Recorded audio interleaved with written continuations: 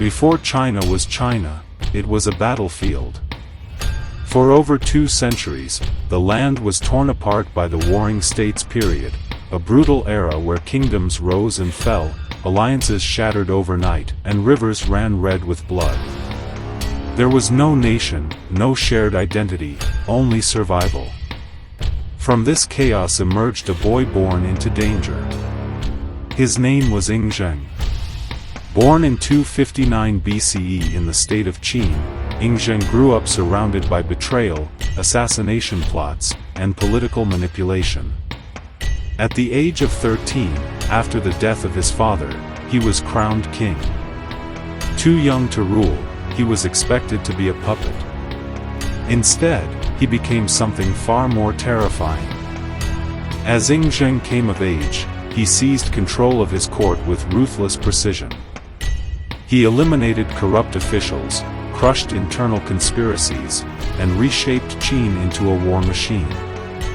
His generals were relentless. His strategies were unforgiving. One by one, the rival states fell.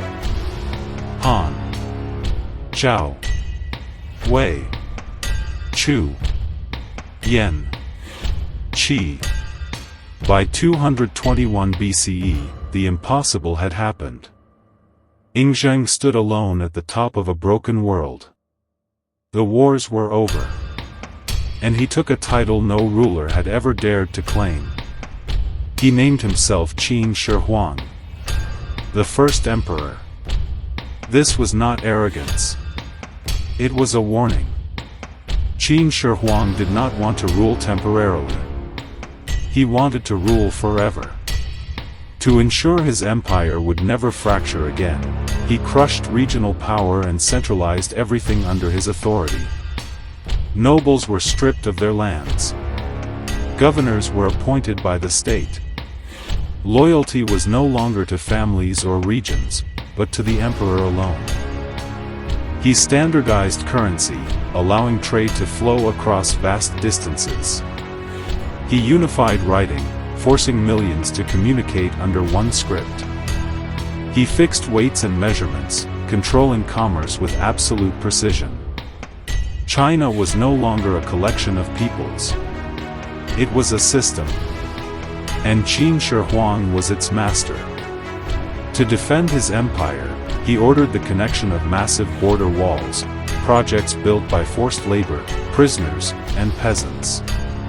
Thousands died during construction. Their bodies were buried where they fell.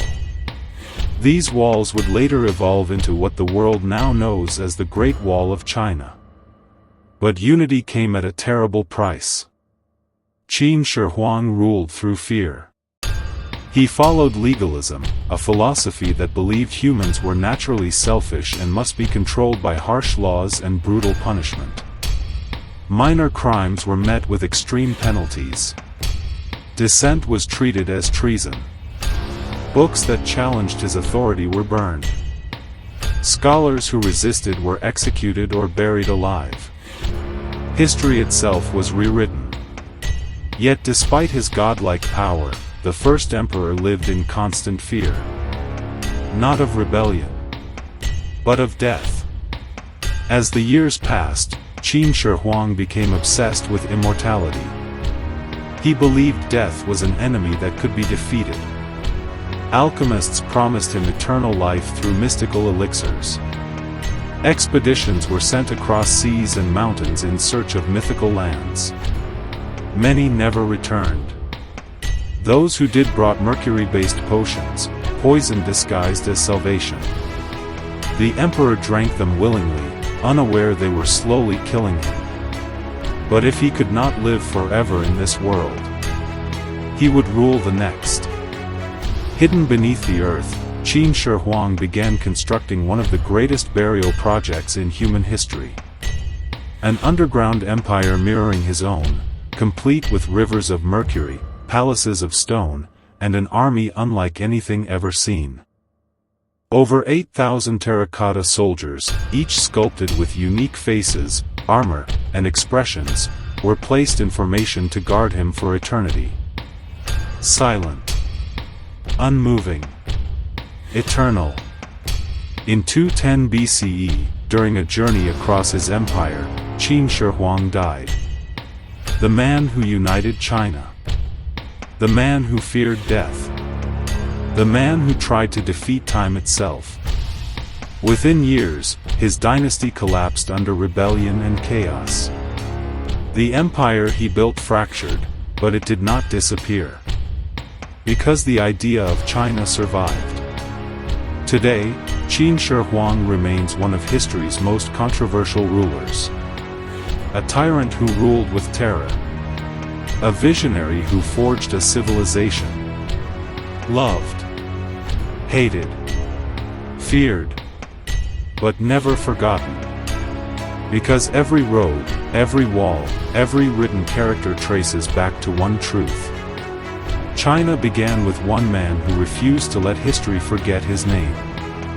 Stories like these deserve to be remembered. If you found value here, please like, share, and subscribe to Legacy Lens. It's the easiest way to support the channel and help this story reach more minds across the world.